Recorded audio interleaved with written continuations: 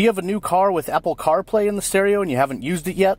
Or are you considering putting a stereo in your car with Apple CarPlay? Well, this is Jeff from Helper Geeks, and I'm here to show you how it works. So Apple CarPlay is kind of new. It's been out for a year or two now, and it's a way to integrate your iPhone, several apps, to the dash console, the actual screen console on your car. A lot of new cars are coming with this as a nice feature, Apple CarPlay, sometimes Android Auto as well, and I will be doing a review about Android Auto. I happen to have a Pioneer aftermarket stereo that I installed. I'm going to put the model number in the description below for you so that you know which one I did. But it's a nice option to have because basically, instead of having to look at your phone all the time or navigate through it, it puts it right there on the screen. Basically, for me, how it works, let me just unhook the phone here.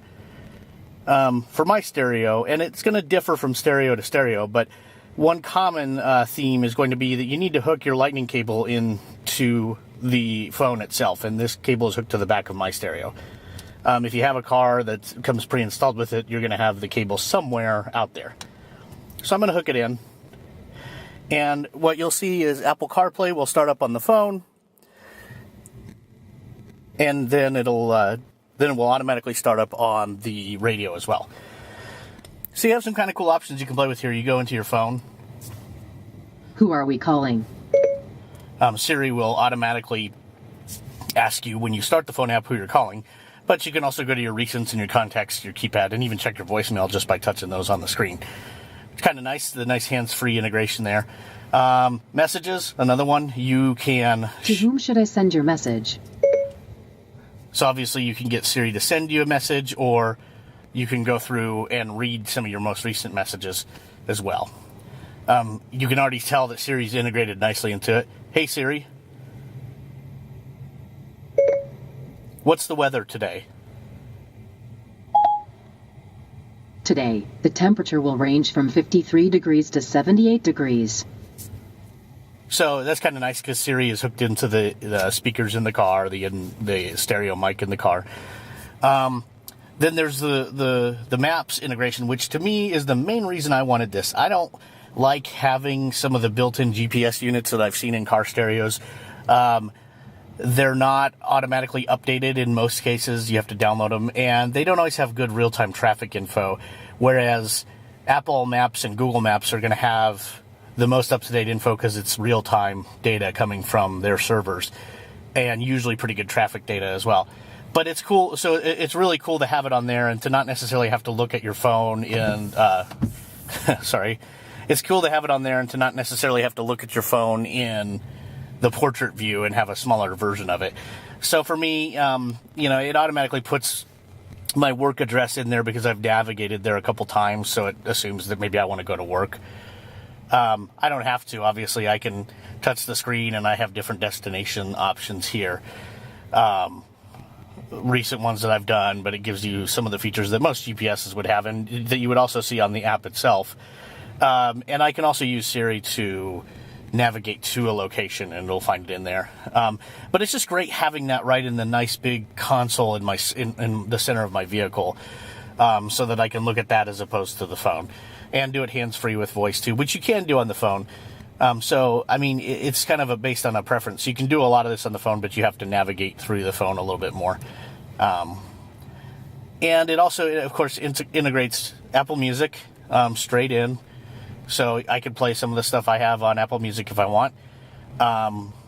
It has the podcast app. Audible, I've used sometimes for audiobooks, is now integrated into CarPlay, so it shows up there.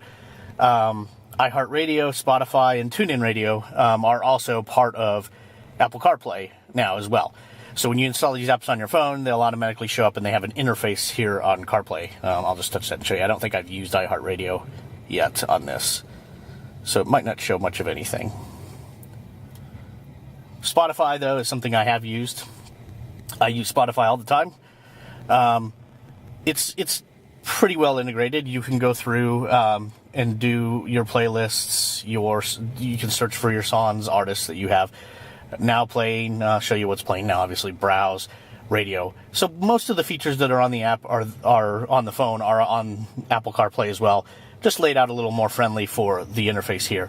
Let me go to radio though, and it's easy. I can just go and touch and hit one of my stations, and it's going to start playing the song. Obviously using my phone as the internet connection. So I don't really have any problems with that. It seems like it runs pretty well. And it's integrated nicely. TuneIn Radio, same kind of deal. So basically what happens is these apps are sort of tweaked a little bit for use in CarPlay, and they might be laid out slightly differently, but you're going to get all the functionality and right there at your fingertips on your big center display, as opposed to having to go through your phone all the time. And when I receive a call, it shows up on the screen. I can use Siri to make the call. Hey Siri, call Jeff Peters mobile. Calling Jeff Peters. That's me. I don't want to call myself, but Your path. it goes to my voicemail. Fragile.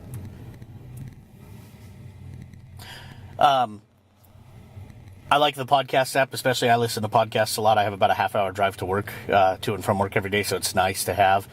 That's integrated well. There's a lot of just cool little touches and features that are in there. Nice and big on the screen, easy to access.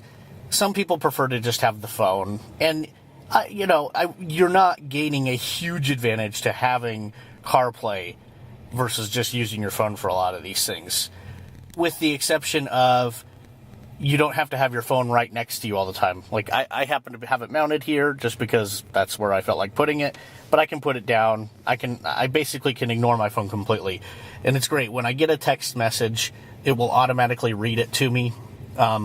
If I want it to, I can automatically reply with Siri.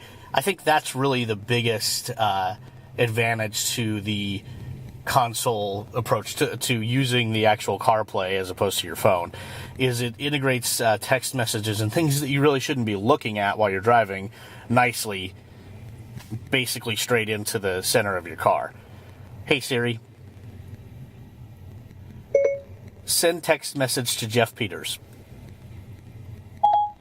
What do you want to say to Jeff Peters? I'm testing out CarPlay. Your messages. I'm testing out CarPlay. Ready to send it? Yes. I'll send your message. Girls. You have a message from Jeff. I'm testing out CarPlay. Want to reply? No. Okay.